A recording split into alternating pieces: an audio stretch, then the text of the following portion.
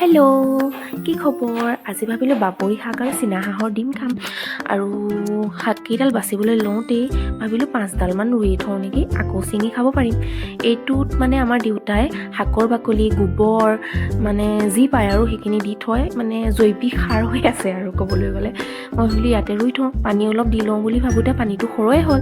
তথাপিতো আৰু ইয়াতে কেইজোপামান ৰুই থলোঁ। তাৰ পাছতে শাককেইডাল বাচি মেলি মই ভজা নাই পিছে আকৌ দেই, মায়ে বনাম বুলি ক'লে। মই শাককেইডাল বাচি দিলোঁ। শাকত মানে বেলেগ শাকো বনো মিহলি হৈ থাকে। শিপাকেইডালো ছিঙি মেলি ধুনীয়াকৈ ধুই ল'লোঁ। আৰু আজিকালি মানে মই ফেচবুকত ভিডিঅ' বনাবলৈ খুব মন গৈ থাকে, সেইকাৰণে ভাবিলোঁ এইটো ভিডিঅ' ময়ো বনাই দিওঁ।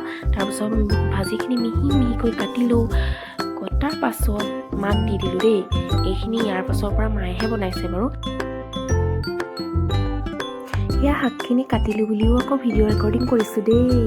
বাকী মায়ে ধুনীয়াকৈ ভাজি মেলি তাতে চীনা হাঁহৰ 2টা ডিম ভাঙি দিলে। চীনা হাঁহ পিছে আমি ঘৰতেই পুহিছোঁ আৰু আমাৰ এতিয়া বৰ্তমান 5টা চীনা আছে আৰু তাহাঁতি কণী পাৰিছে বাৰু।